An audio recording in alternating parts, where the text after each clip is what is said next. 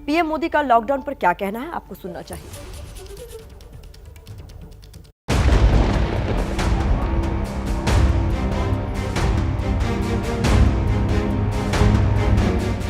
मुंबई दिल्ली की इन तस्वीरों में चेहरे में वही दहशत है जो साल भर पहले नजर आ रही थी। प्रवासियों की बड़ी आबादी ने लॉकडाउन के दौरान पलायन की पीड़ा झेली।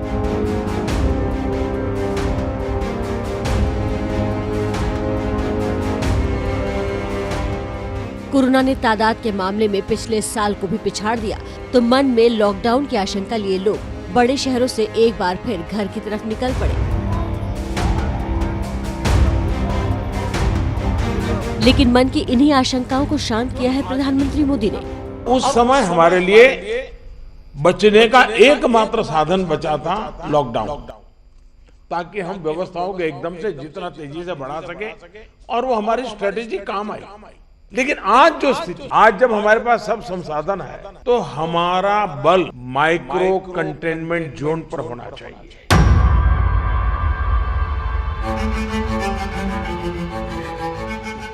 पीएम के इस ऐलान के बाद देश को भरोसा जरूर होगा कि लॉकडाउन नहीं लगेगा, लेकिन इसका ये कतई मतलब नहीं कि लोग लापरवाह हो जाएं, क्योंकि केस लगातार बढ़ रहे हैं और इस जंग में जीत का फॉर्मूला जागरूकता ही है।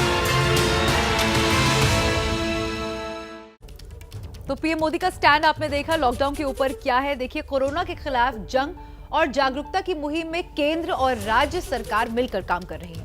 इसी सिलसिले के अंदर गुरुवार शाम पीएम ने सभी मुख्यमंत्रियों के साथ बैठक की। कोरोना से बने ताजे हालात को लेकर बीती शाम पीएम मोदी ने मुख्यमंत्रियों के साथ बैठक की है। बैठक में पीएम मोदी ने मंथन के साथ साथ सभी राज्यों का मार्गदर्शन भी किया। अब हमारे पास व्यवस्था इतनी हो चुकी है, माइक्रो कंटेनमेंट जोन, उसी पर बल दीजिए, आपको अच्छे परिणाम मिलेंगे। क्या हम 11 अप्रैल से 14 अप्रैल पूरे अपने राज्य में टीका उत्सव मना सकते हैं? पीएम मोदी ने भी माना कि कोरोना की स्थिति पिछले साल से भी खराब हो चुकी है। हालांकि इससे घबराने की नहीं, बल्कि टेस्टिंग बढ़ाने की जरूरत है। पिछले 24 घंटे में देश में 1,26,789 नए मामले सामने आए हैं।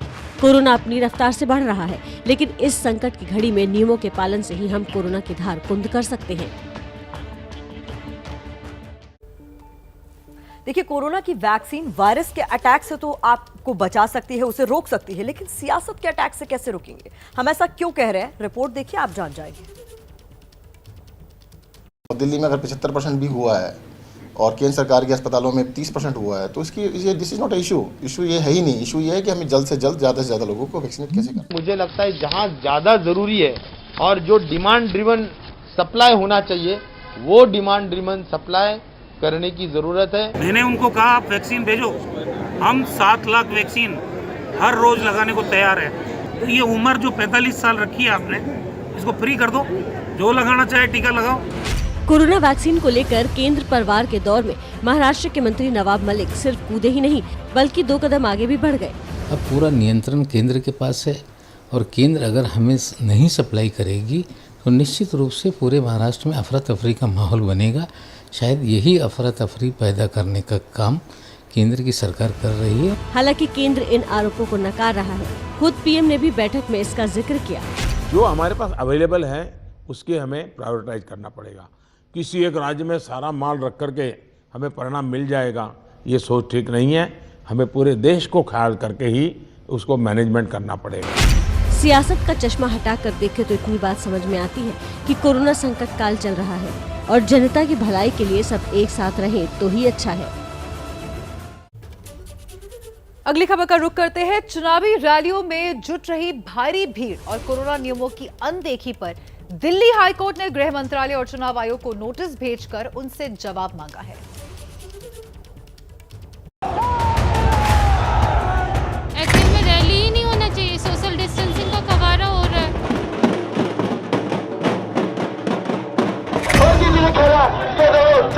चुनाव रैलियों में तो आप सोशल डिस्टेंसिंग का पालन नहीं कर पा रहे हैं और यहाँ पे आप बोल रहे हैं कि सोशल डिस्टेंसिंग का पालन करिए। लॉकडाउन लग रहा है, नाइट कर्फ्यू लग रहा है, लेकिन समझ नहीं आ रहा जहाँ चुनाव हो रहे हैं वहाँ पर तो पता नहीं कोरोना होता ही नहीं है। आम लोगों का ये दर्द बेवजह नहीं है।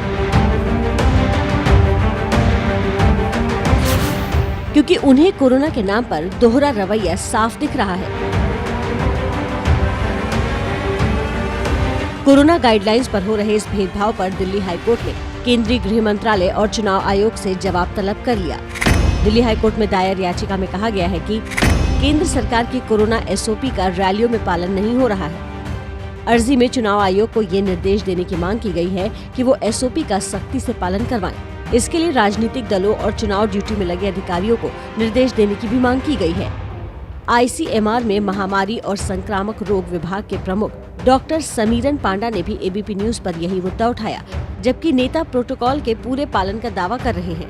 पॉलिटिकल रीजंस हो, मान लीजिए इलेक्शन कैंपेन और social events, marriage ceremony etcetera, तो उसी समय हम मास्क का इस्तेमाल नहीं कर रहे हैं और सावधानी जो बरतना चाहिए, हमें ऐसा लगा कि अच्छा ये खत्म हो गए हैं।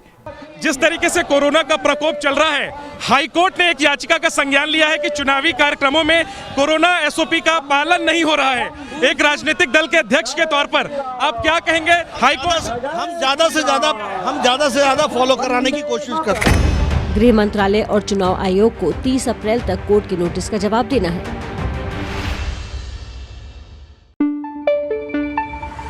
न पाबंदी हो, न कोई हद हो तो बस खुद बनाई सरहद हो।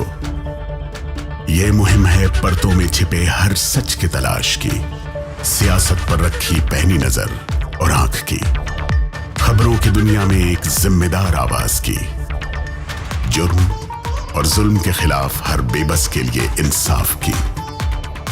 जब कोई हद नहीं इंसानियत के लिए जज्बात की, जब कोई हद नहीं खुशियों और ख्वाब की, तब कोई हद क्यों हो नए नजरिए और बदलाव की। तोड़ के हदों के ताले, नए सपनों को पाले, बांधे सबको एक धागे, आपको रखे आगे। ABP news.